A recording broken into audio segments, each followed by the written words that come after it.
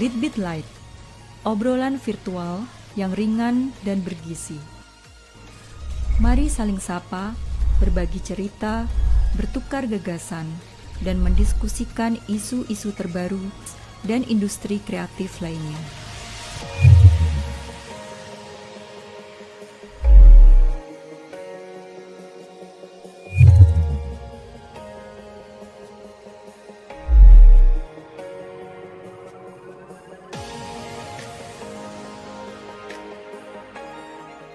Selamat datang di Litbit Light, sebuah perbincangan ringan dan bergizi mengenai topik dunia kreatif dan industrinya ya.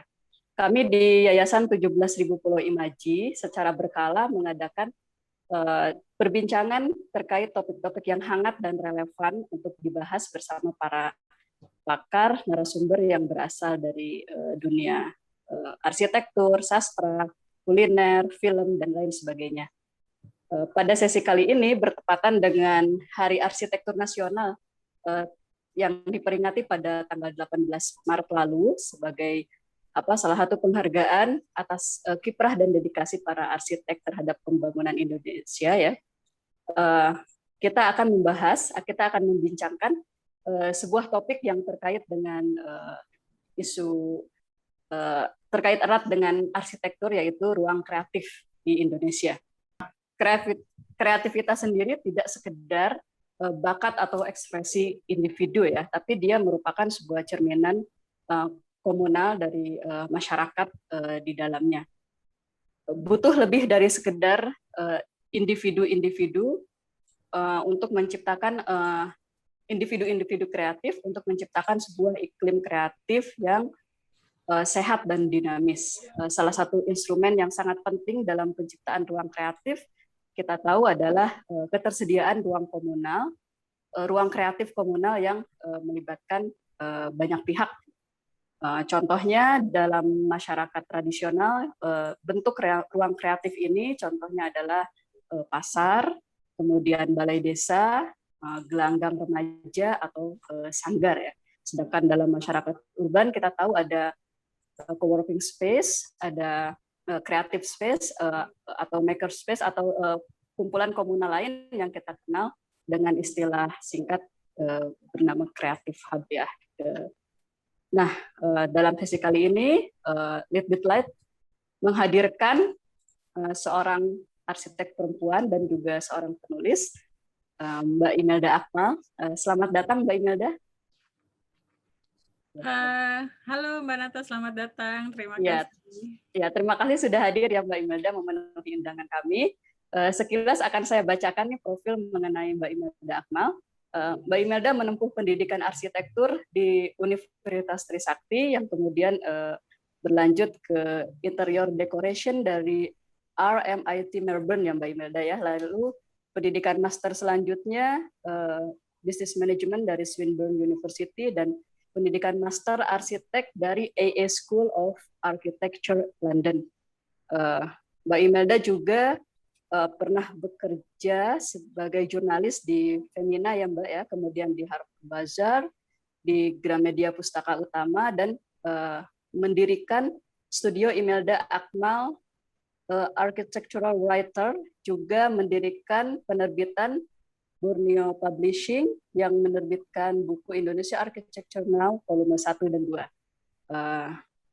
Selain itu juga sepulang dari meneruskan studi di London, Mbak Imelda mendirikan Imaji Book Publishing yang menerbitkan buku-buku arsitek dan desain juga kebudayaan ya Mbak ya. Tahun 2015 sempat hadir di Frankfurt Book Fair ya Mbak ya. Ya, oke.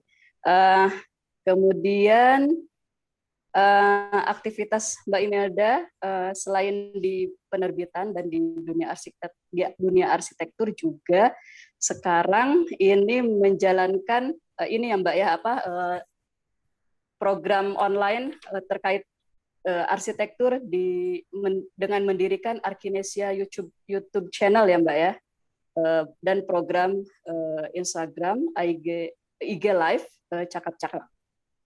Oke. Ruang kreatif sendiri memiliki format fisik format fisik dan nilai yang berbeda-beda dan unik ya bentuknya. Disitulah peran arsitektur yang akan merancang konsep ruang kreatif tersebut tidak hanya sekedar nilai estetik dan fungsional, namun juga berbasis pada nilai-nilai yang ada di masyarakatnya ya Mbak ya. Oke. Ya, oke. Kita lanjut ke dalam diskusinya ya Mbak Imelda ya. Kita sering mendengar frasa ruang kreatif ini sebagai terjemahan dari creative space yang dalam berbagai percakapan mengenai industri kreatif di Indonesia kita namai itu sebagai ruang kreatif komunal ya, tempat berkumpulnya elemen-elemen kreatif, saling berinteraksi dan kemudian menghasilkan produk-produk kreatif yang tentunya menjadi cerminan nilai kolektif di masyarakat tempat ruang kreatif berada. Nah, mungkin Mbak Imelda bisa menjelaskan secara ringkas apa itu ruang kreatif, baik dalam pengertian fisik maupun simboliknya, Mbak. Silakan.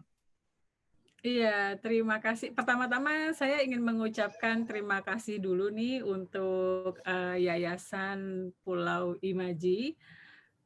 Panjangnya Yayasan 17.000 Pulau Imaji ya. Ya, betul.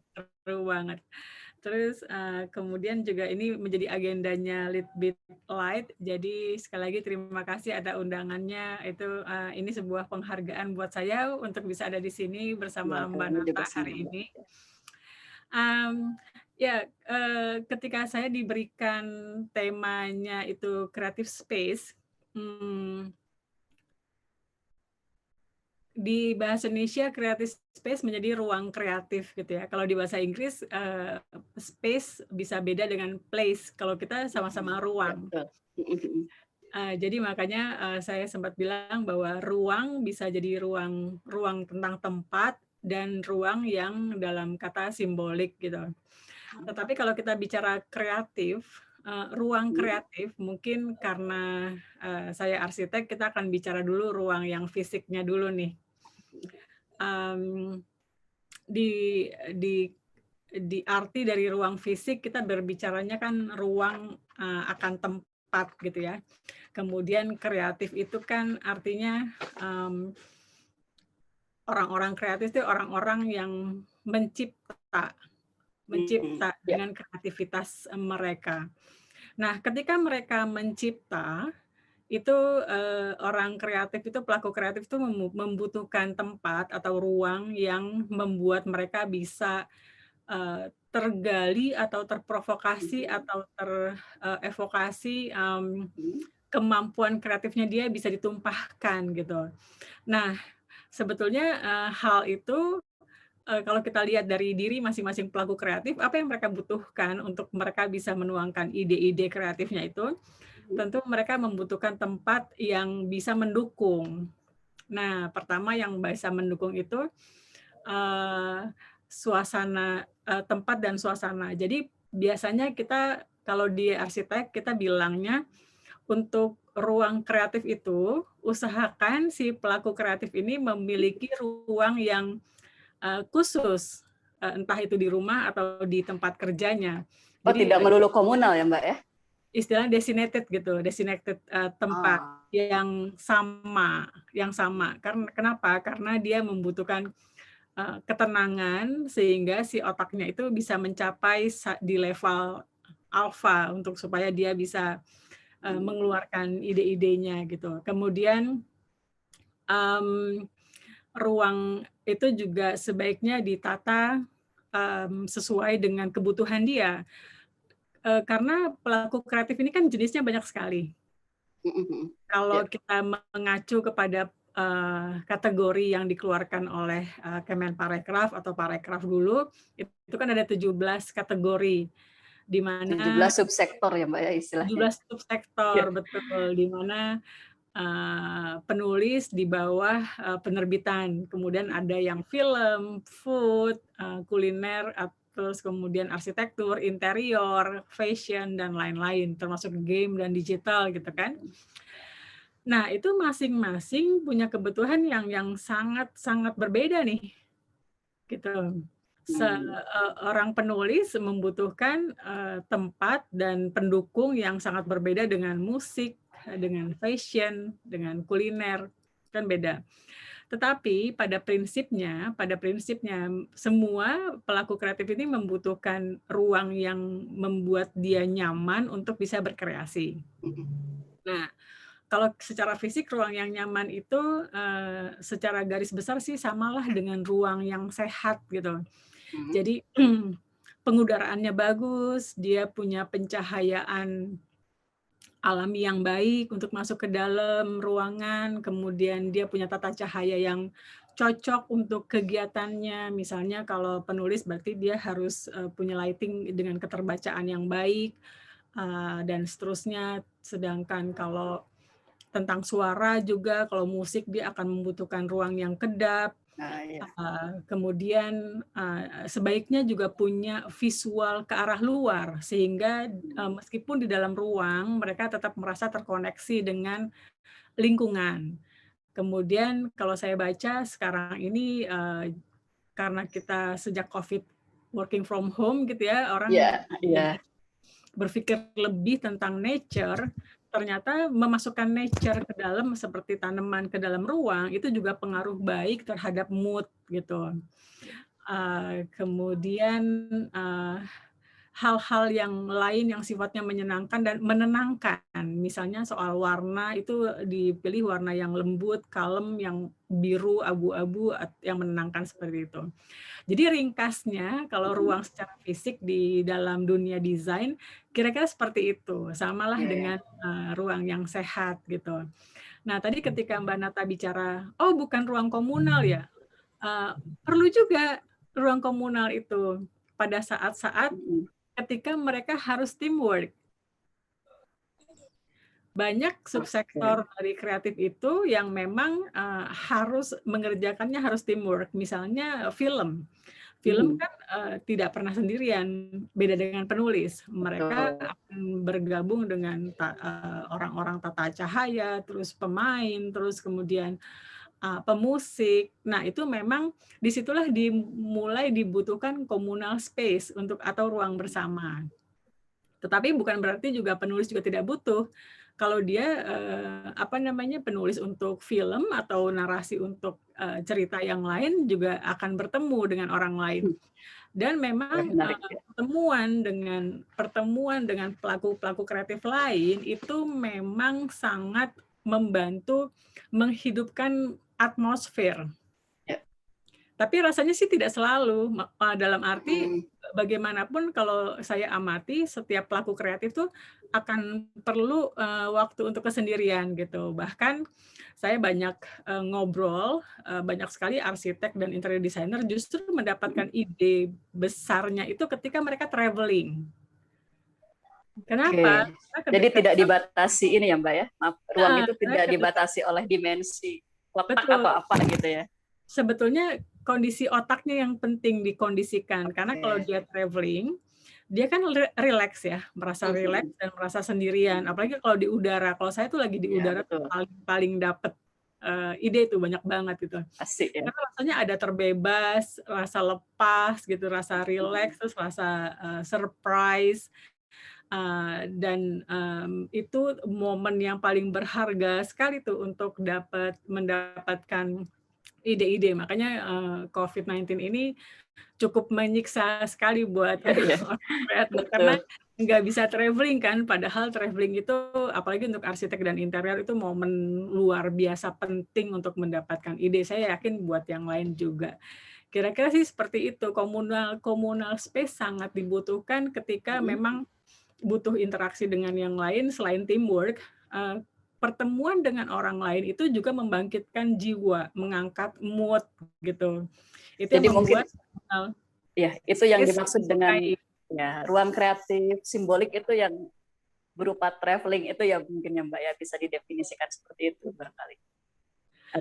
Kalau yang dalam arti simbolik, yang maksud saya di sini simbolik begini, ruang dalam bahasa Indonesia, ruang itu artinya kan menjadi luas. menjadi luas, bukan hanya ruang fisik kita sebagai tempat gitu, tetapi juga ruang-ruang dalam arti lain. Nah, sekarang ini kita punya ruang banyak sekali, termasuk ruang virtual kan. Kita berhubungan, WhatsApp group itu kan sebuah ruang. Makanya kalau misalnya salah masuk pesan kan bilang, oh maaf salah kamar gitu. Berarti kan itu salah ruang. Nah, kita tetap perlu ruang-ruang simbolik itu yang sifatnya mengkoneksikan antar pelaku kreatif itu satu sama lain dalam bentuk berbeda. Salah satunya WhatsApp group, kemudian ruang virtual di YouTube, pertemuan di Zoom atau hal-hal lain. Jadi intinya si pelaku kreatif ini tetap perlu dua jenis ruang itu, baik ruang fisik maupun ruang non fisik yang sifatnya kalau non fisik itu sifatnya sebetulnya lebih kepada ekosistem. Ruang fisik ini untuk mendukung kegiatan mereka, bukan hardware-nya tetapi software-nya gitu. Jadi kira-kira yang saya maksud ruang fisik dan simbolik itu seperti itu. Oke. Nah, tadi Mbak Imelda sudah sempat menyinggung mengenai ekosistem kreatif ya, Mbak ya. Oke. Sebagai seorang arsitektur, sebagai seorang arsitek, bagaimana Mbak Imelda memandang peran ruang kreatif dalam perkembangan industri kreatif di Indonesia terkait dengan fasilitas atau prasarana ekosistem kreatifnya? Silakan. Sebelum kita ke prasarana ruang atau ekosistem itu, coba kita tarik dulu ke orang-orang kreatif atau pelaku-pelaku kreatif Indonesia. Orang Indonesia ini manusia-manusia kreatif. Dari zaman dulu lah, nenek moyangnya kita kreatif ya. Kalau kita lihat dari mulai Borobudur itu kan hasil kreativitas, betapa indah hasil kreasi di batu gitu atau batik atau apa, dan itu turun sampai sekarang dengan segala perkembangannya. Jadi kita itu rasanya hampir semua orang Indonesia tuh kreatif gitu, sampai yang hal sederhana deh. Rasanya cuma di Indonesia makanan basi jadi makanan enak banget gitu. Iya. Setuju itu, Mbak. Olah lagi. Cuman di Indonesia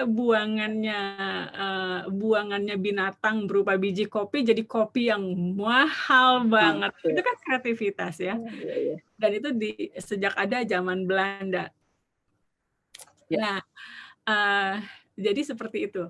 Nah, sekarang jiwa kreatif itu terus menerus turun temurun sampai sekarang ini, dan terutama yang muda-muda, dan itu ada di seluruh Indonesia gitu. Nah, ruang-ruang kreatif di Indonesia itu sebetulnya tidak terhingga. Kenapa? Karena pelaku kreatif atau orang kreatif ini ya memang kreatif. Dari mulai di kamar sendiri, sampai di kafe-kafe, sampai di ruang-ruang bersama yang dimanapun mereka berada, mereka terus-menerus berkreasi. Jadi sebetulnya kalau dilihat kita secara garis besar Indonesia, sebetulnya ruang kreatif itu ada di mana-mana dan tidak terhitung, yang baik yang terdaftar atau yang tidak terdaftar. Lalu bagaimana dengan prasarana di Indonesia gitu ya? Ya, yang difasilitasi pemerintah dalam hal ini. Ya, difasilitasi di pemerintah gitu. Sejak ada kita punya kementerian khusus, baik dulu di bawah kementerian, kemudian menjadi kementerian menjadi badan tersendiri, kemudian balik lagi di bawah Kementerian Pariwisata, itu sebetulnya kita bersenang hati gitu ya. Pada akhirnya ada yang mengasuh kita, ada yang memfasilitasi kita, yang tadinya kita secara sporadis jalan sendiri-sendiri aja. Terus terang sih kalau bagi saya paling terasa itu waktu kreatif ini menjadi badan tersendiri. Kalau sekarang yang setelah di bawah payung Kementerian Pariwisata itu memang ke pelaku kreatifnya belum sebesar, belum seimbas dampaknya seperti waktu dia di dalam badan, waktu ada di Oke. badan gitu. Dan kemungkinan sih karena COVID tiba-tiba mungkin banyak program yang terpotong, tetapi Ya. yang lalu itu banyak sekali program-program di dalam badan itu yang langsung menyentuh ke ruang-ruang kreatif, baik ruang kreatif fisik maupun non-fisik. Dulu sampai ada bantuan untuk ruang kreatif yang sudah ada dan bisa di-develop bantuannya. Ya. Dan itu kolaborasi. Jadi kalau misalnya ruangnya sudah ada, akan direnovasi, diperbaiki, akan dibantu, dicarikan arsiteknya, kemudian berkolaborasi, dibantukan dana, dibangun, Oke. sehingga ruang kreatif itu menjadi lebih hidup. Saya belum dengar lagi nih apa namanya Semoga program. ya Mbak ya. Semoga. Semoga ada ke depannya. Oke. Nah Dan tadi ya. Indonesia sangat terlambat ya, karena di negara ASEAN Betul. lain kementerian ini udah Sangat, ya. program Dan mungkin sejak juga lalu. iya betul.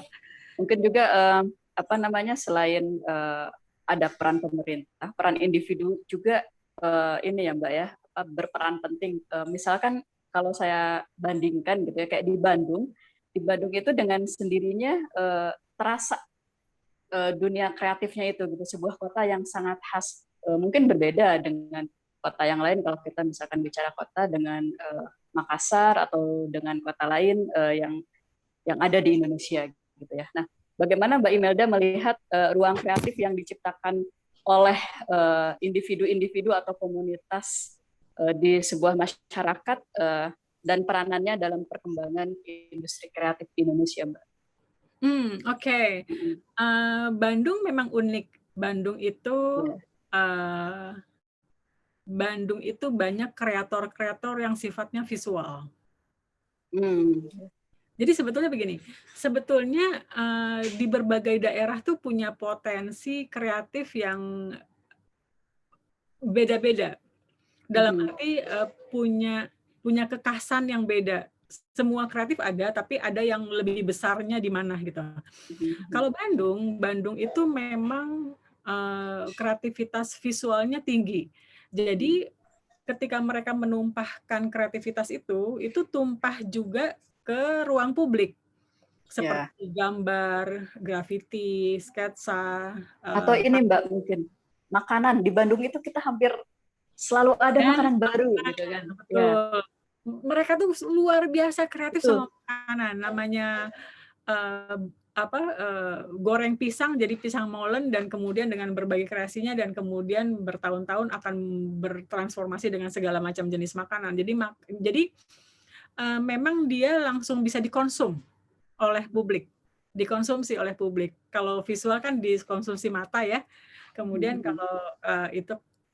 kalau makanan kan langsung dikonsumsi, jadi kita terasa banget.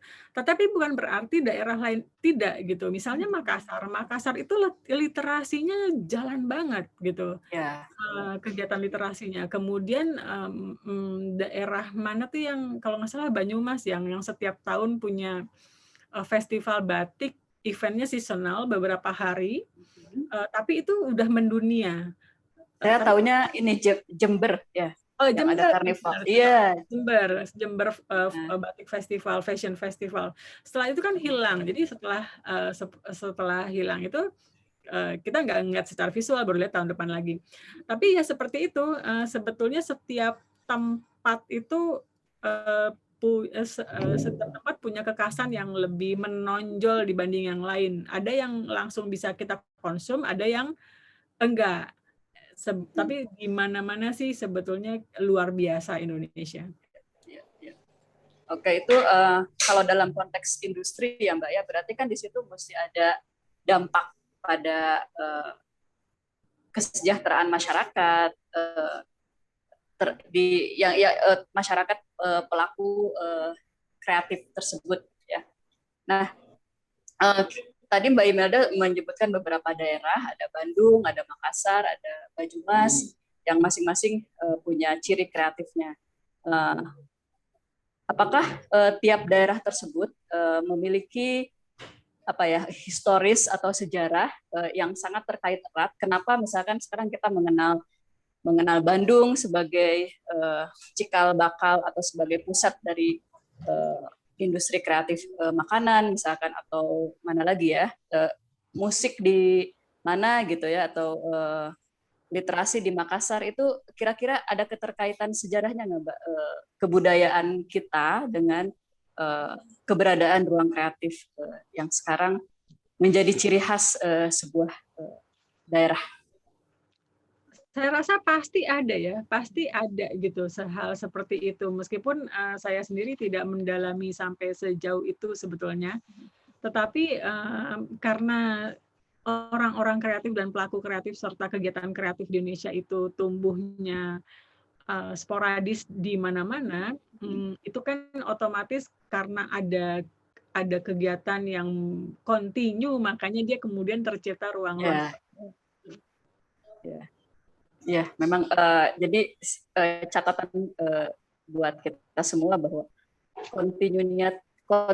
kontinuitas atau kesinambungan itu menjadi sangat penting ya, Mbak ya, dalam menumbuhkan industri kreatif yang dinamis ya. Selain memang ada faktor-faktor luar, mungkin ada faktor-faktor eksternal yang juga berpengaruh. Nah, kira-kira menurut Mbak Imelda, faktor eksternal selain tradisi atau sejarah yang ada di masyarakat gitu ya, di sebuah masyarakat, kira-kira apa nih Mbak yang berpengaruh terhadap pola atau budaya kreatif pada sebuah komunitas?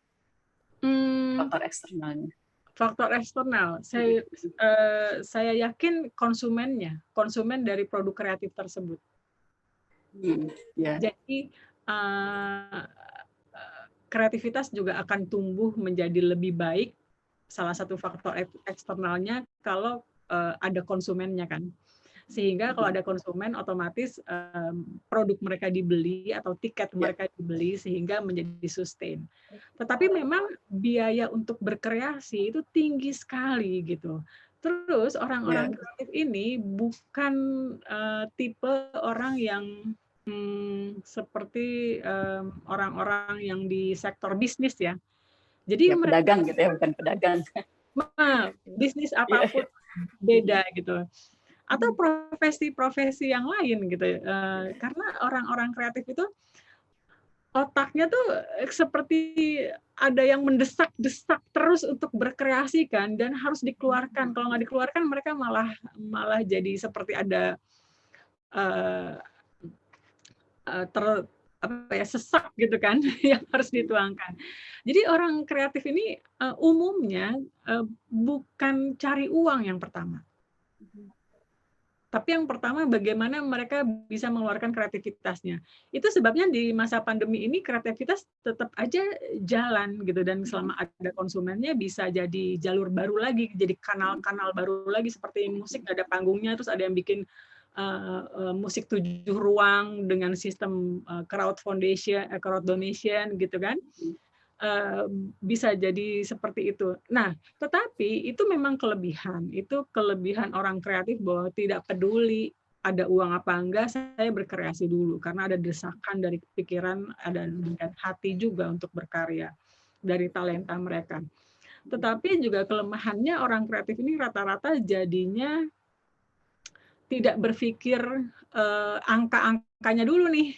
Kira-kira bisa sustain apa enggak gitu. Jalan aja ciptaannya gitu ya, karyanya. Dan mereka seringkali membutuhkan sebuah kapital besar untuk mendukung. Dan itulah perlunya faktor eksternal. Misalnya kita perlu sekali gedung konser yang canggih dengan suara yang bagus, sehingga kalau kita konser level internasional tuh orang nggak usah harus ke Singapura dulu gitu. Kita butuh museum yang kualitasnya samalah dengan museum di Eropa. Jadi artis-artis kita itu, perupa-perupa kita itu dan kreator-kreator kita itu bernilai mahal juga di Indonesia. Bukan kalau dia dibawa pameran ke Singapura misalnya baru dia nilainya jadi tinggi banget, karena ada pasar dan ada tempat yang yang sangat memadai gitu. Dan banyak lagi infrastruktur yang memang dibutuhkan oleh pelaku kreatif agar produk mereka itu bisa value-nya naik. Karena kreativitas itu kan sebetulnya kita juga menambah value kepada produk agar dia bisa dikonsumsi dengan lebih layak di publik gitu. Ya. Oke, ya.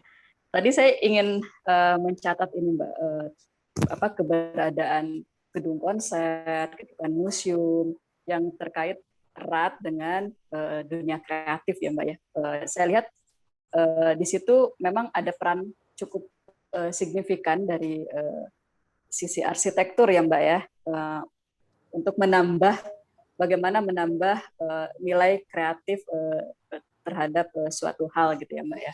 Nah, kita tahu bahwa arsitektur ini selain yang vernakular juga mungkin di kondisi masyarakat atau di perkembangan masyarakat urban sekarang ini, arsitektur menjadi salah satu hal yang cukup menonjol ya, Mbak ya, peranannya ya. Nah, itu bagaimana Mbak Imelda melihat perkembangan baru atau hubungan baru dari sisi arsitektur terhadap keberadaan ruang kreatif yang semakin tumbuh di masyarakat urban gitu, Mbak? Oh, untuk sektor arsitektur atau pelakunya kita sebutnya arsitek gitu ya. Kita punya banyak sekali arsitek di asosiasi IAI itu yang terdaftar aja ada 20.000 gitu. Sebetulnya 20.000 itu kalau dibandingkan dengan 260 juta penduduk itu proporsinya sih masih sangat kurang. Iya. Tetapi antara konsumen dengan arsitek ini nih yang memerlukan arsitek dengan jasa arsitek ini masih banyak belum ketemu, termasuk di ruang-ruang kreatif. Jadi masih banyak sekali sebetulnya potensi-potensi arsitek yang belum dimanfaatkan oleh pelaku-pelaku kreatif lain untuk mereka membuat ruang yang dibantu oleh arsitek menjadi lebih baik gitu. Nah, untuk lebih memancing mood atau ide gitu ya, Mbak ya? Iya. Jadi banyak sekali kan tempat-tempat kreatif itu tidak dirancang oleh arsitek, tapi mereka secara sporadis membuat aja sendiri gitu ya, seperti itu. Itu sebetulnya connection the dots-nya aja nih belum ketemu.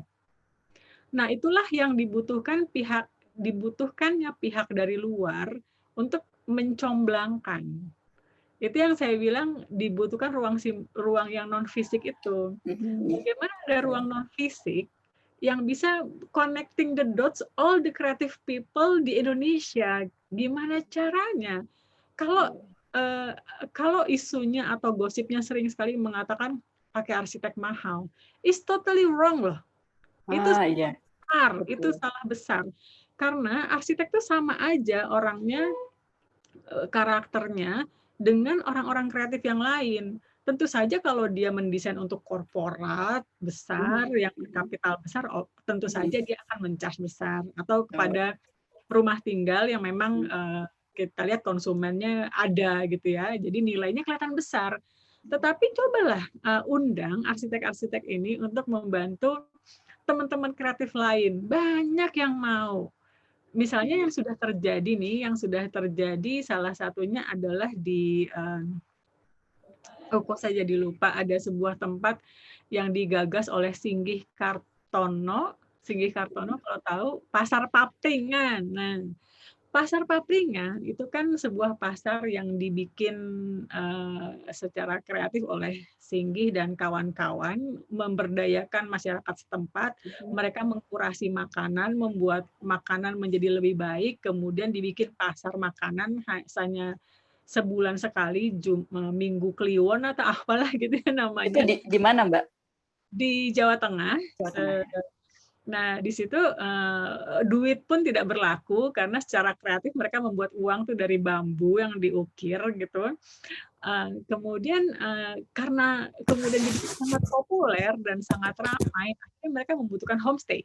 Nah, secara cerdik kemudian Singgih mengundang sekian belas arsitek dari Jakarta, teman-teman network-nya dia untuk membantu. Nah, si arsitek-arsitek ini membantu bukan hanya free, tapi mereka datang ke sana, ke kandangannya itu, ke Papringan itu dengan biaya mereka sendiri, kemudian mereka datang ke rumah-rumah yang mau jadi homestay, mereka desainin, bahkan ada yang sampai membantu dananya untuk membangunkan. Kebayang nggak Wah, arsitek iya mau iya iya. gitu? Betul. Eh, Dan jadi itu ya, jadi kan intinya connecting the dots kan, itu yang berkali-kali betul. saya tekankan bahwa kita perlu ruang fisik dan kita perlu ruang non fisik untuk kita bisa bersama-sama dalam satu ruang nih gitu. Iya, wah menarik sekali ya Mbak ya. Kalau semakin banyak replika irisan antara arsitek dengan kebutuhan yang ada di masyarakat dan bertemu gitu ya, dan kemudian memicu munculnya ekonomi atau interaksi-interaksi yang sifatnya sangat menguntungkan Ya, kedua belah pihak lah. memang betul-betul menghasilkan ekonomi yang sangat baik. Saya kebetulan ikutan ke sana, kemudian nginep 2 malam di Pasar Papringan itu, di salah satu homestay-nya. Ya. Mereka bilang, saya nanya bagaimana dari sisi ekonomi, apakah membantu? Mereka bilang luar biasa, sangat membantu. Dulu itu mereka tidak ada kerjaan, terutama yang perempuan-perempuan itu nggak punya kerjaan lah gitu ya, di rumah aja, bahkan mau bayar sekolah aja sering minjem uang. Sekarang mereka sampai punya tabungan bersama dan itu luar biasa banget. Oke. Itu Ya. baru salah satu contoh Ya. ruang kreatif yang Betul, terjadi betul. secara Ya. sporadis kan, belum ada bantuan eksternal dari government loh itu. Betul. Masih Yes. ada seseorang yang bisa connecting the dots gitu. Nah, itu perlu tambahan orang-orang seperti itu, tapi perlu juga pihak lain yang lebih besar, apakah itu kapital besar atau goodwill dari government untuk connecting the dots, membuat ruang bersama ini. Oke, ya. Jadi itu tadi relevansi keberadaan ruang kreatif ya Mbak ya, dengan kondisi dan kebutuhan masyarakat urban. Mungkin urban, kalau kita bicara urban kan tidak hanya kota ya Mbak ya, tapi juga daerah-daerah sekitarnya yang menyanggap ya tempat adanya interaksi antara berbagai kelas masyarakat barangkali ya bisa disebut. Betul, dan sebetulnya kalau kreativitas sebetulnya kita tidak bicara hanya urban loh. Karena yang seperti saya mention di awal bahwa orang Indonesia tuh DNA-nya kreatif. Mau urban, mau desa itu semua punya DNA kreatif. Kita aja yang memandang take it for granted, nyaman buat menanak nasi misalnya atau tampah gitu ya. Itu kreativitas yang luar biasa, cuman karena kita lahir dan lihat itu kita merasa itu ya udah ada. Padahal itu bukan gitu. Itu lagi juga yang bagaimana cara kita mengangkat perlu ada lagi. Jadi di daerah-daerah itu banyak sekali produk makanan atau apapun yang sangat baik tapi dijual dengan harga rendah karena tidak ada added value-nya. Added value itu di mana? Di packaging. Lalu packaging itu siapa? Desainer grafis dengan orang iklan yang bisa dengan penulis yang bisa membuat storytelling, bisa membuat packaging, bisa membuat itu menjadi dikonsumsi dengan nilai tambah. Itu tuh yang penting banget. Iya. Itu yang kita sebut dengan ruang kreatif simbolik itu ya Mbak ya. Iya, betul. Pertemuan ya, menarik. Jadi tidak hanya bersama manapun dia. Betul. Iya. Jadi di beberapa kota-kota nih di mana orang-orang kreatif serta pelaku-pelaku kreatifnya sudah muncul dengan lebih ajak gitu ya, lebih saling kenal. Akhirnya di antara mereka itu kemudian secara mandiri itu membuat kreatif hub sendiri nih dengan ide-ide mereka atau inisiatif mereka, jadi self inisiatif gitu. Misalnya ada Uma Seminyak di Bali. Mas Yakob itu meng-create tempat yang dia memadukan ada kuliner, ada toko, ada ruang terbuka di tengah untuk event, musik, tari, dan ada ruang pamer. Itu yang disebut Creative Hub. Masih banyak lagi tempat-tempat lain yang sudah memulai membuat.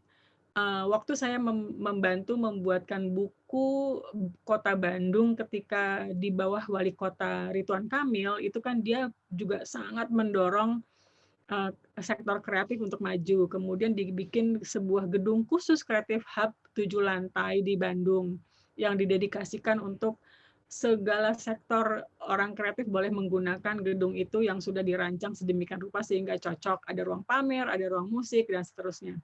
Nah, itu memang sudah banyak tuh karena ini tumbuh. Nah, kalau misalnya tadi disebutkan memang jumlahnya itu sudah sampai lebih dari 100 di tahun 2018, karena memang waktu Parekraf ini berbentuk badan, banyak melakukan bantuan-bantuan atau stimulus-stimulus atau encouragement ya, rangsangan-rangsangan untuk Creative Hub ini tumbuh. Makanya mungkin di situ di tahun itu menjamur sekali tuh tumbuh seperti itu. Iya. Oke, dengan adanya ruang kreatif atau Creative Hub di berbagai kota di Indonesia, kira-kira sudah cukup memadai belum Mbak dengan jumlah populasi masyarakat Indonesia atau bahkan mungkin dengan jumlah individu kreatifnya itu sendiri? Kalau ruang fisiknya masih sangat jauh dari cukup dan sangat jauh dari memadai. Sangat jauh. Jadi Creative Hub yang ada, yang digagas oleh atau dibantu eksternal atau digagas oleh pemerintah, itu dari segi angka masih sangat sedikit kalau dibandingkan dengan jumlah kreator Indonesia dan dengan jumlah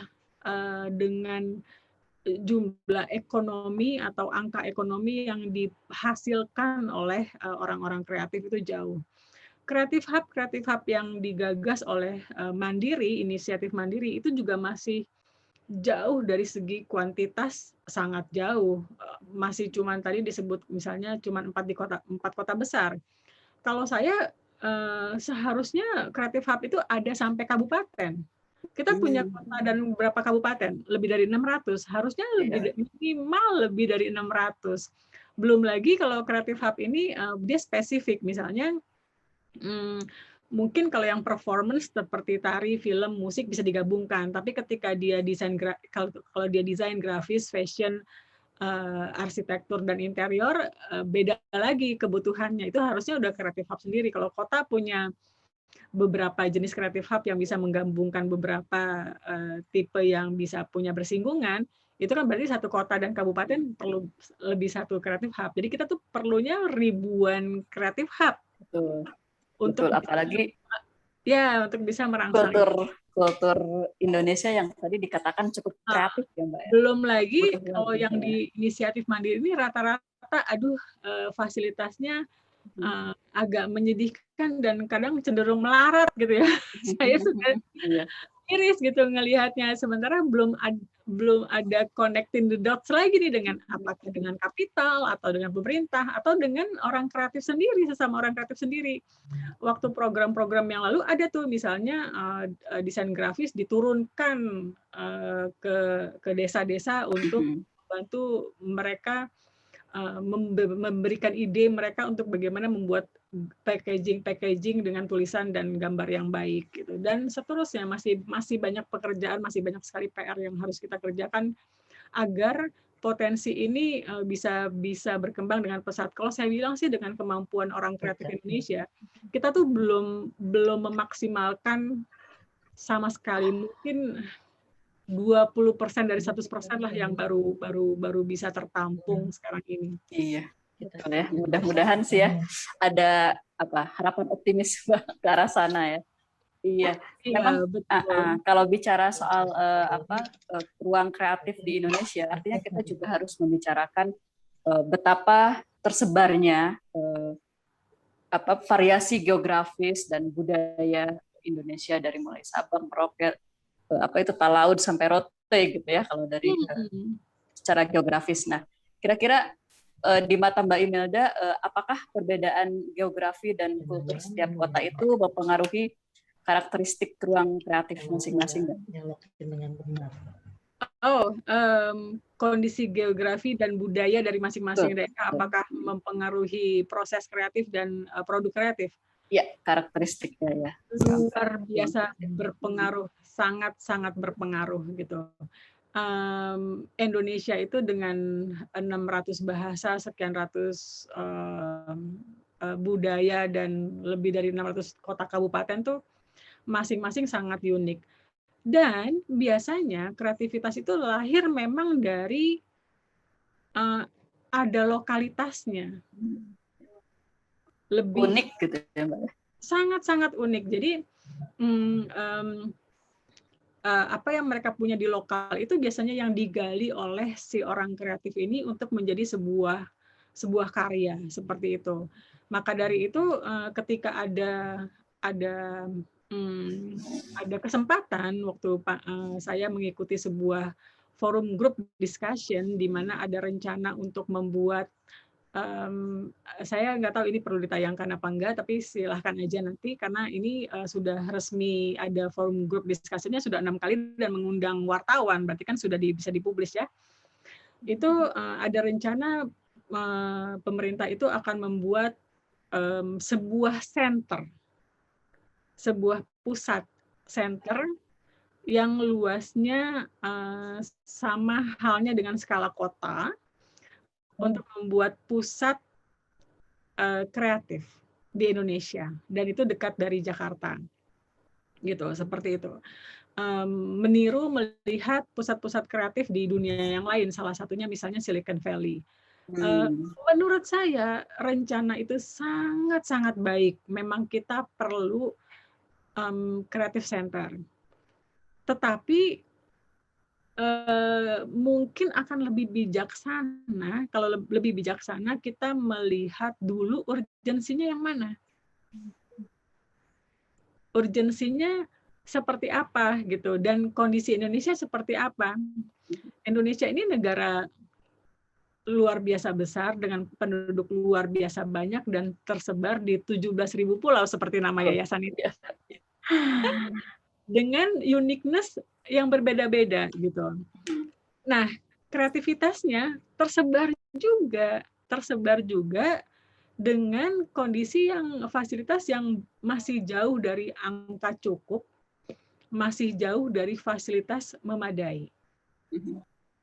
Satu lagi, masih belum ada ruang bersama yang saya bilang bukan fisik tadi, tetapi ekosistem dan connecting the dots. Ruang untuk connecting the dots itu belum ada yang matang. Di mana kalau seorang kreatif itu mau melakukan sesuatu, tapi dia terganjal, apapun lah.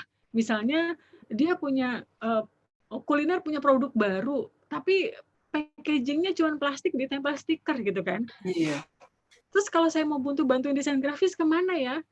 Ada quotes gitu loh untuk yang betul. boleh nggak? Atau misalnya ada payung gitu ya Mbak, semacam. Ya, misalnya juga ada sebuah sanggar tari yang sanggar tarinya masih sangat buruk, terus mereka ada dana tapi nggak tahu mau didesain seperti apa. Saya mau cari arsitek kemana ya? Itu ada payung besar yang bisa menyatukan itu sehingga setiap orang kreatif itu butuh ada tempatnya, ada ruang.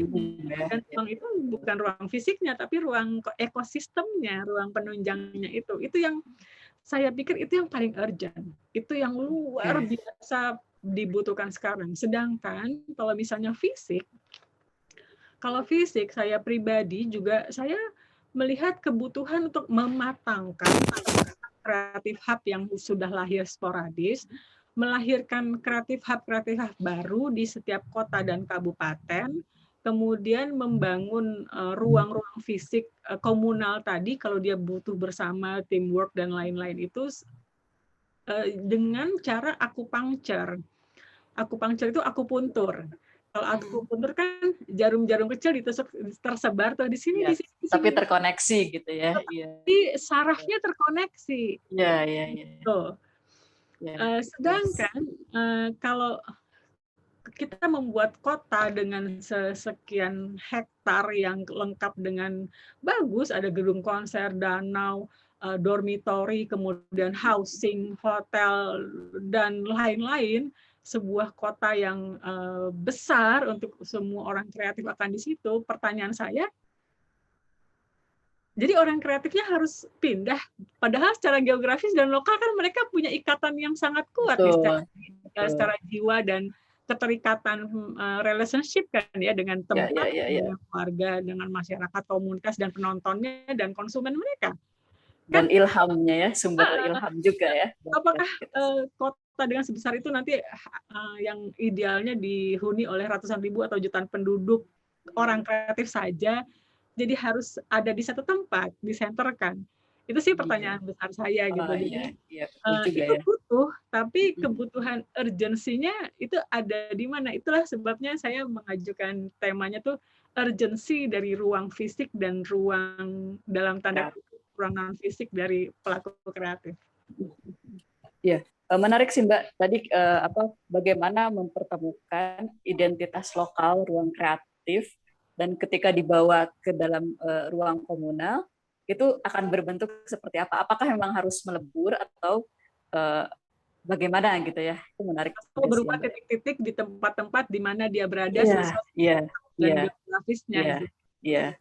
Artinya apakah lebih lebih efektif kalau misalkan di setiap daerah memang dikuatkan dulu ruang kreatifnya, ekosistemnya, pendukungnya, dan dots-nya tadi ya interkonektisitasnya gitu sebelum membentuk yang besar tadi ya. Seperti itu mungkin ya Mbak ya. Oke, jadi sebetulnya apa sih yang dilakukan, yang perlu dilakukan oleh pelaku industri kreatif di berbagai kota di Indonesia ini untuk mewujudkan ruang kreatif yang produktif tadi, Mbak? Apakah harus dikuatkan lokalnya atau harus bagaimana? Gitu? Pertama, masing-masing pelaku kreatif ini sebaiknya mulai berkomunitas di tempatnya masing-masing untuk menguatkan diri, berkumpul bersama, menambah lagi kreatif hub yang mungkin kreatif hub yang sukses itu bisa dijadikan pattern, bisa dijadikan teladan, dan mereka bisa sharing gimana caranya mereka memulai bikin kreatif hub, kemudian program yang dibikin sehingga terus bagaimana mereka bisa sustain dari segi ekonomi gitu ya, itu bisa berbagi.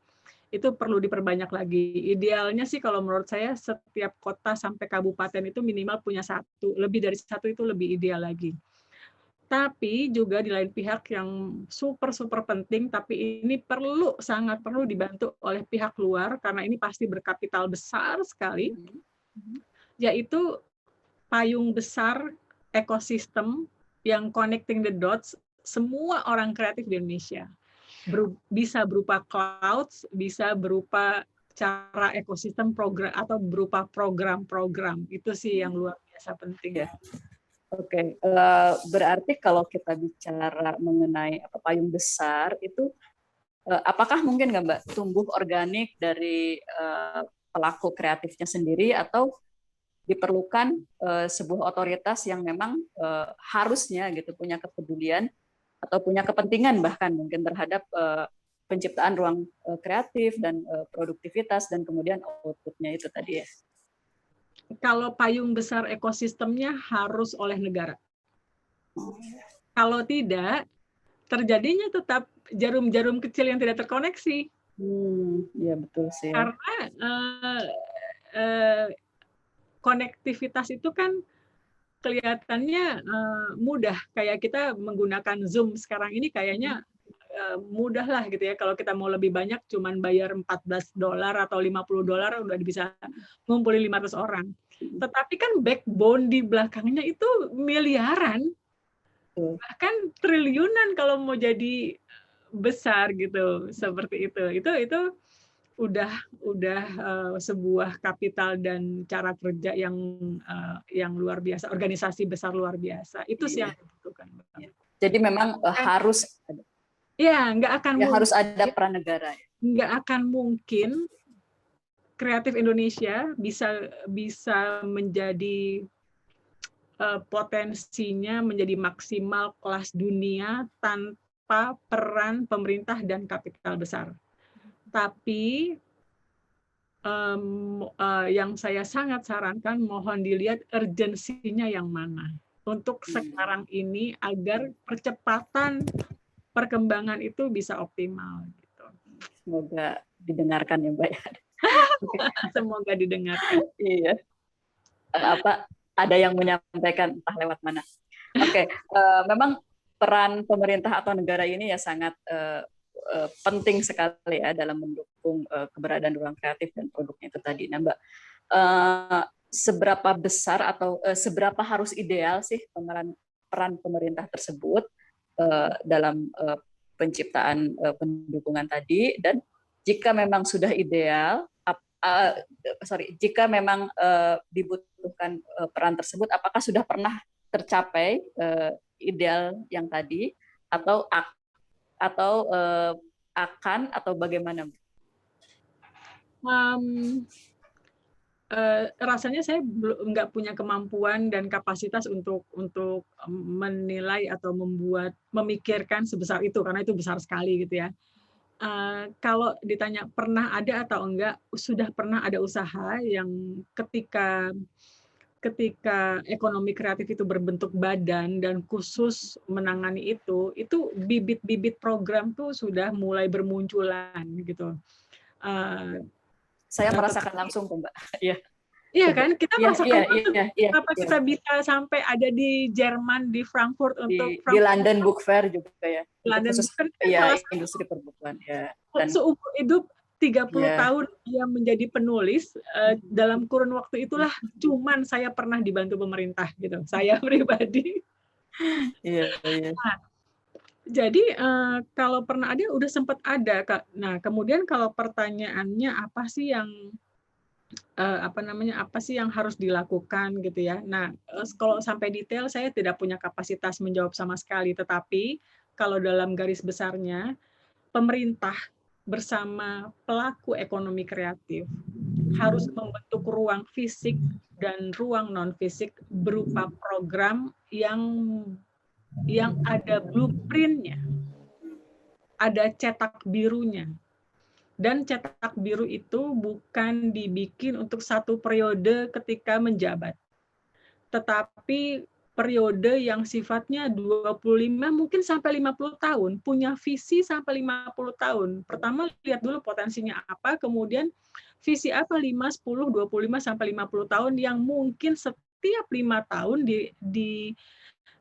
dievaluasi jalannya on track atau tidak, tetapi dari awal yang sangat dibutuhkan kita blueprint itu. Blueprint itu nggak cukup 5 tahun. Saya sih yakin blueprint itu setelah 30 tahun baru dia menjadi sesuatu. Mana ada kalau kita lihat industri kreatif yang besar sekarang bisa seperti K-pop besar sekali, manga besar sekali, Silicon Valley besar sekali, itu kan tidak diciptakan dalam waktu 3 tahun. Dan dia tidak hidup 3 tahun. Silicon Valley berapa tahun baru dia hidup. Jadi kalau misalnya seperti balik kalau mau membuat kota dari tanah kosong kemudian dibikin kota, asal perlu diingat dari sisi perspektif arsitektur, pengalaman berarsitektur, sebuah kota itu hidup setelah 30 tahun. Jadi 5 tahun pertama membangun saja itu masih kosong, itu pun kan bertahap. Setelah 30 tahun lah dia menjadi kota yang seperti mesin berjalan gitu. Nah, ada interaksi, ada punya 30 tahun mesin berjalan itu orang-orang kreatif ini 30 tahun sekarang yang sudah punya potensi udah pensiun. Sayang kan? Makanya pertanyaan besar saya, urgensinya yang mana yang mau kita bikin? Ruang yang mana gitu. Iya.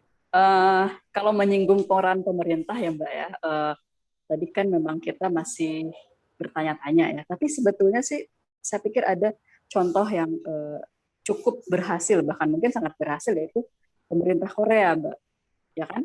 Tidak hanya K-pop-nya, tapi industri kulinernya, filmnya, drakor, apalagi pandemi gitu ya, semua orang sepertinya beririsan ya dengan apapun hasil dari industri kreatif Korea gitu ya.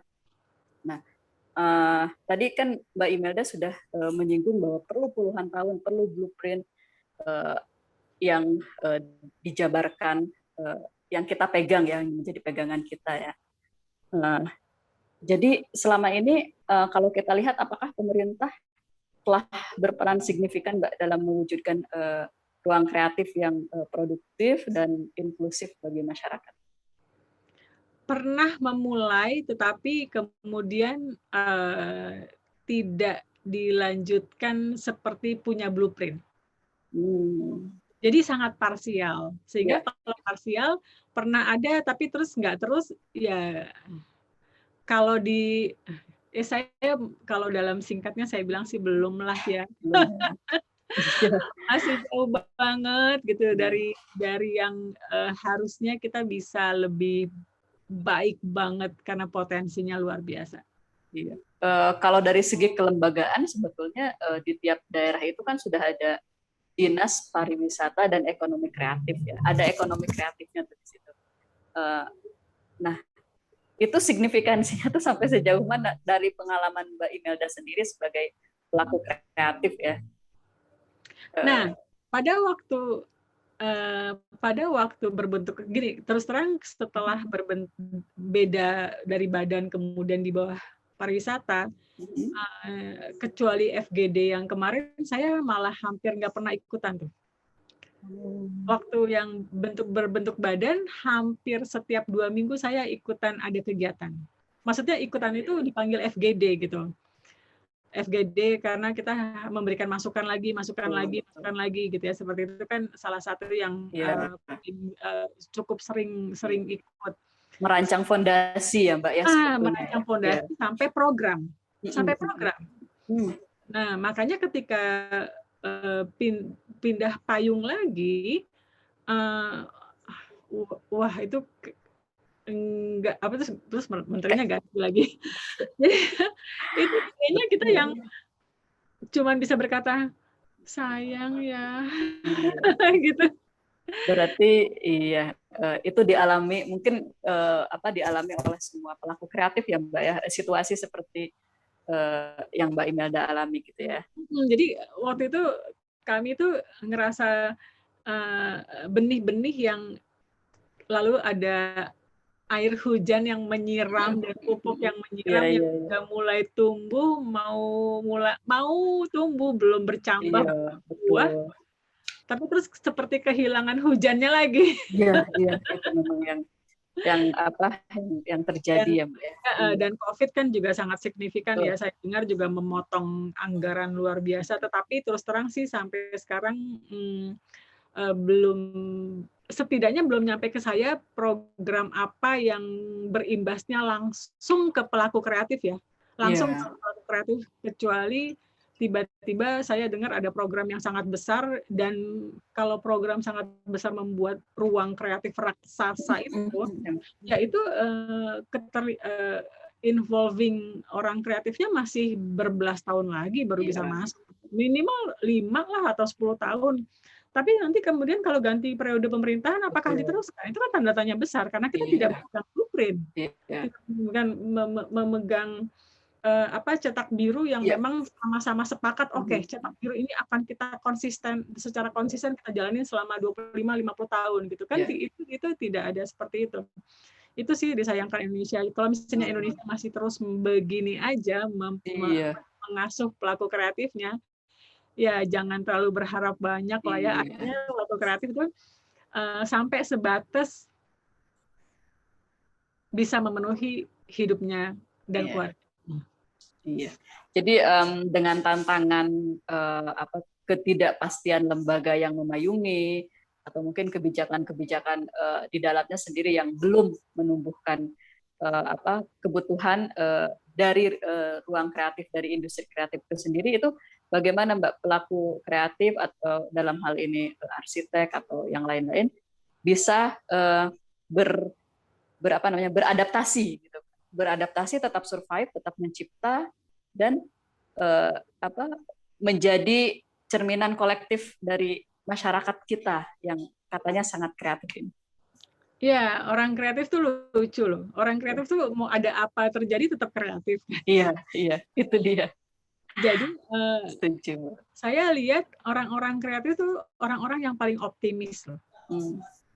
Ruang konsernya nggak ada memang sedih sampai sampai saya tuh kalau udah inget sampai beneran sedih, sampai ada yang jual gitar gitu kan, kayak jual pianonya gitu, terus dengan cara-cara sampai sampai semenderita itu, tapi tetap membuat lagu, tetap pindah dengan lincah, dengan cukup ulet gitu ya, pindah platform kayak kami. Luar biasa sekali Imaji Books ya, karena kita itu kan membuat buku arsitektur pictorial books. Sebelum pandemi sebetulnya sudah kena imbas dari media digital, karena apapun yang sifat visual bisa digantikan di media digital dan tidak perlu buku yang besar, semua bisa tersimpan di situ. Itu sudah kena imbas. Tetapi masih tidak tersignifikan sekali saat pandemi. Di mana saat pandemi itu semua toko buku kan tutup. Gramedia saya juga yakin pasti sangat menderita. Punya 100 cabang, hanya berapa yang buka. Kami mendistribusikan buku itu kan di toko buku chain besar, Gramedia, Kinokuniya, dan Periplus Periplus di apa namanya, di Bandara. airport, di bandara, semua juga tidak jalan. Jadi penurunan sales kita itu 9,9%, sama sama logam mulia 9,9%. Enggak sampai 1% sales kita yang jalan loh selama setahun ini. Gitu. Selama pandemi ya Mbak ya. Senyum aja kan. 3 bulan kita tidur total, kemudian bulan berikutnya kita mulai berpikir, kita pindah channel, kita membuat media baru, membuat kegiatan event baru yang narasumbernya sama, tetapi mediumnya yang berbeda, yaitu Zoom webinar, webinar, YouTube, dan lain-lain. Dan itu jalan, dan kita tidak survive 100%, mungkin survive 25%, tapi setidaknya kalau saya sampai punya prinsip begini, setidaknya selama saya masih sehat dan masih ada makanan di atas meja, saya masih bersyukur, sampai segitu. Tapi saya lebih sedih lagi ketika teman-teman pemusik sampai menjual alat gitu, sampai seperti itu kan. Itu kan yang terjadi di dunia kreatif Indonesia selama pandemi, asal tahu aja. Itu terjadi di berapa persen pelaku kreatif. Tapi kita nggak nangis-nangis, teriak-teriak yang dan kita bukan tipe manusia yang bisa dapat bala bantuan loh. Nggak ada orang kreatif dapat BLT. Kita nggak masuk kategori itu, kita selalu masuk kategori ekonomi menengah, meskipun sampai jual alat. Jual senjata gitu padahal. Jual alat produksi sebenarnya. Nggak akan terdaftar di bantuan itu kan. Tapi sedikit demi sedikit saling bantu, terus sedikit menjual tiket dengan cara apa, atau membuat konser di YouTube, atau dengan segala macam. Setidaknya untuk makan di atas meja tuh ada gitu. Nah, itu kondisi sekarang. Jadi tanpa bantuan yang lebih komprehensif, sebetulnya pelaku kreatif Indonesia itu cukup suffering luar biasa. Tapi orang kreatif itu ya dasarnya kreatif. Betul. Ketika selama dia bisa mengeluarkan yang kreativitas yang mendesak-desak di kepala itu dan mereka masih bisa makan, mereka tidak mengeluh loh. Iya, luar biasa ya Mbak ya. Energinya itu memang kayak tidak habis-habis ya energinya. Jadi ya kita pun salah satu di antaranya. Betul, mencoba menggali sebanyak-banyaknya ide untuk tetap menjadi kreatif ya, dan survive dan kreatif. Betul. Bisa berkarya dan mencipta. Itu yang membuat kita hidup adalah kita tetap bisa berkarya dan mencipta. Ketika ada pasarnya, kita bisa hidup dengan kehidupan fisiknya. Gitu. Ya. Nah, tadi dengan kondisi pandemi, terus belum adanya payung besar ataupun juga mungkin blueprint yang bisa kita pegang, itu kira-kira ke depan itu ada harapan nggak sih Mbak, industri kreatif kita akan menjadi seperti apa? Apakah akan tetap seperti ini atau akan ada perkembangan yang optimistik gitu Mbak, dilihat dari situasi kayak sekarang? Lebih optimistik daripada perkembangan sifatnya domestik atau sifatnya localized aja sih, saya belum ada sampai sekarang belum melihat titik terang ya. Tetapi kalau sifatnya yang lokal domestik seperti jalan sendiri-sendiri secara sporadis masih bisa berjalan, cuman ya sayang banget sih dengan potensi sekarang ini. Iya. Iya, semoga bisa ini ya, apa namanya, ada yang mendengar curhat kita di sini ya Mbak ya. Ini curhat ya? Kayaknya ini fakta deh. Fakta ya. Ya, menarik sekali ya Mbak Imelda perbincangan kita. Jadi di tengah segala macam kondisi yang kita hadapi sekarang, kita tetap mencipta, tetap berkarya gitu ya.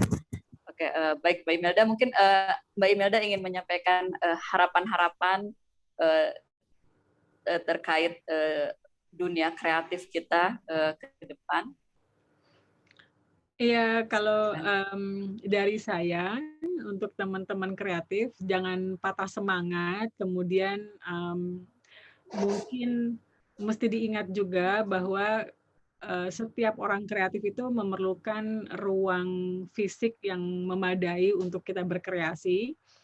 Bagaimana caranya agar kita mempunyai ruang fisik yang bisa merangsang kreativitas kita lebih baik, itu tidak jauh-jauh dari bagaimana membuat ruangan yang sehat.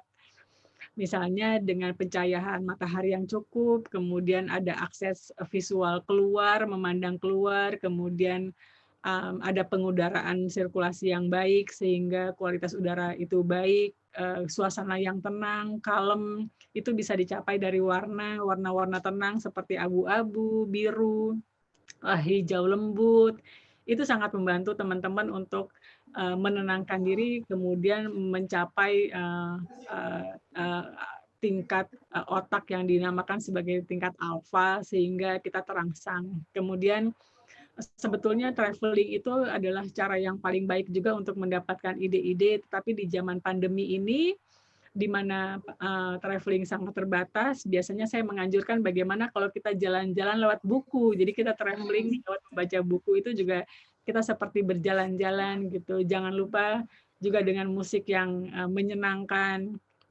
Kemudian kita sangat perlu saling terhubung. Nah, sekarang ini sudah banyak sekali platform-platform yang bisa menghubungkan antar pelaku kreatif, juga banyak webinar-webinar yang diadakan. Saya sih biasanya menganjurkan teman-teman untuk selalu ikut aktif. Kami sendiri secara konsisten setiap 2 minggu itu membuat webinar yang bisa dihadiri oleh teman-teman. Dan webinar itu juga yang kemudian menghidupi kami selama pandemi ketika buku cetak betul-betul tidur gitu ya, atau tidak bisa jalan. Jadi sebagai orang kreatif pasti punya ruang-ruang fisik maupun non fisik yang kita bisa lincah untuk berpindah-pindah. Nah, satu lagi pesan mungkin kita bisa bersama-sama berinisiasi untuk mengadvokasi pemerintah atau mengadvokasi bantuan dari luar, apapun itu, kapital atau pemerintah, untuk melihat potensi kita bersama nih, potensi orang-orang kreatif ini, bahwa sesungguhnya kita sangat membutuhkan sebuah ruang besar yang sangat besar, yaitu payung besar, yang bisa connecting the dots dari semua pelaku kreatif ini gitu. Dan itu tidak akan bisa dilakukan sendirian. Itu harus dilakukan dengan tenaga dan kapital yang besar. Kita nggak mungkin sendirian membuat, tapi kita bisa bersama-sama bersatu untuk mengusulkan itu kepada pihak-pihak yang bisa membantu kita. Gitu aja. Oke, terima kasih sekali Mbak Imelda atas perbincangannya yang menarik. Semoga wawasan kita mengenai dunia kreatif dan kondisi virtual yang terjadi di dalamnya juga semakin bertambah ya, dan kemudian menimbulkan inspirasi daya kreatif yang kemudian nantinya akan terwujud dalam ruang kreatif baru yang lebih asik gitu ya Mbak ya. Ya, untuk teman-teman semua terima kasih telah hadir di acara Litbit Light. Silakan saksikan perbincangan mengenai dunia kreatif lainnya di Yayasan 17.000 Pulau Imaji melalui channel YouTube kami juga, Mbak. Kita ada YouTube juga banyak sekali ya topik-topik kreatif yang sudah kita perbincangkan. Oke, terima kasih sekali lagi Mbak Imelda. Salam kreatif untuk kita semua. Salam kreatif, terima kasih atas kesempatan. Oke, ya.